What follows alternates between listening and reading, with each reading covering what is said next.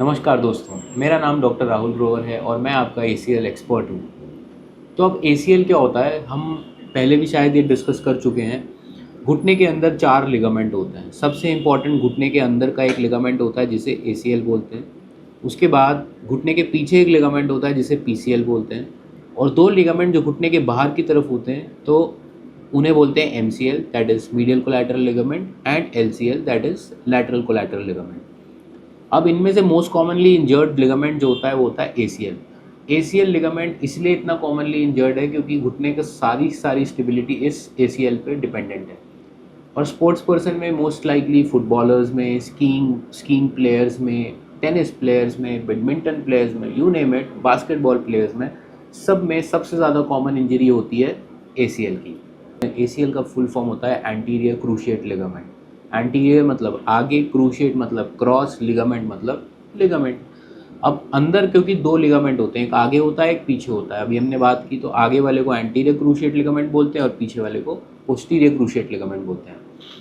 Most commonly ये injury होती कैसे है कि घुटना की ट्विस्टिंग इंजरी होती है। आपका घुटना यूँ मुड़ गया, उस समय एक पॉप सी साउंड आती है और घुटने में सूजन आ जाती है। जब भी एसीएल टूटता है तो मोस्टली उसके साथ में आपका लैटरल मेनिस्कस भी टूटता है या टूट सकता है।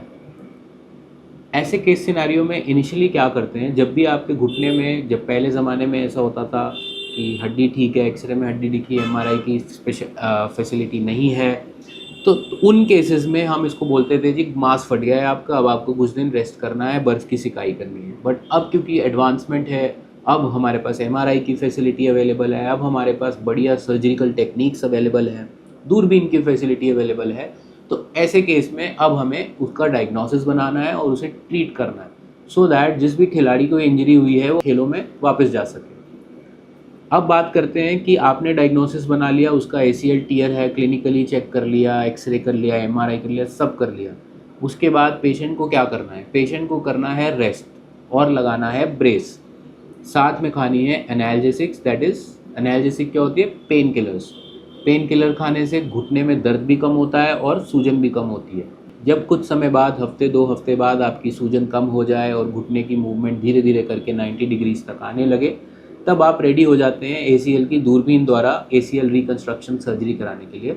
तो मैं as a sports injury specialist आजकल ऑल इनसाइड टेक्निक से भी सर्जरी करता हूँ, जिसके अंदर एक ही ग्राफ्ट का इस्तेमाल होता है। यूजुअली 2 ग्राफ्ट लेना पड़ता है हैमस्ट्रिंग्स का, जिसे ग्रेसिलिस बोलते हैं और सेमी टेंडिनोसिस बोलते हैं, या फिर आजकल उससे भी एडवांस टेक्निक है क्वाड्रिसेप्स टेंडन ग्राफ्ट लेने का, एक स्पेशल इंस्ट्रूमेंट जिसे क्वाड प्रो बोलते हैं, उसके मदद से।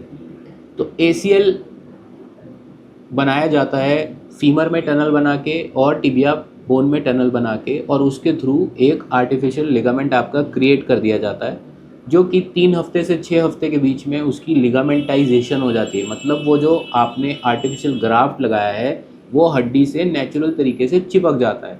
उसके बाद आपका रीहैब शुरू होता है और 3 हफ्ते से 6 हफ्ते के बीच में आपकी नॉर्मल फिजियोथेरेपी चलती है।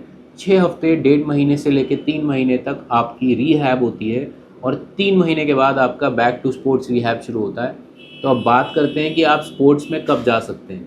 स्पोर्ट्स में आप 6 महीने के बाद ज्वाइन कर सकते हैं अगर आप अच्छे से रिहैबिलिटेशन करते हैं, स्पोर्ट्स फिजियोथेरेपिस्ट से फिजियो कराते हैं या किसी स्पोर्ट्स मेडिसिन स्पेशलिस्ट के पास उसके गाइडेंस के अंदर आप ट्रेनिंग लेते हैं।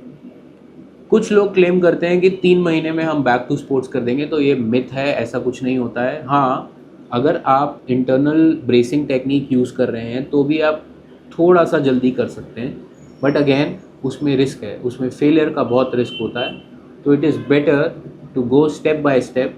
जल्दी का काम अच्छा नहीं होता है, तो इसीलिए 6 हफ्ते तक आप वेट कीजिए, बढ़िया से रिहैब कीजिए, अच्छे से जिम में या स्पोर्ट्स इंजरी सेंटर में आप अपना ट्रीटमेंट कीजिए। उससे फ़ायदा ये होगा कि आप 6 महीने में बैक टू स्पोर्ट्स हो पाएंगे, और हमारा यही पर्पस है कि आप जल्द से जल्द अपनी खेल में वापस जा सकें।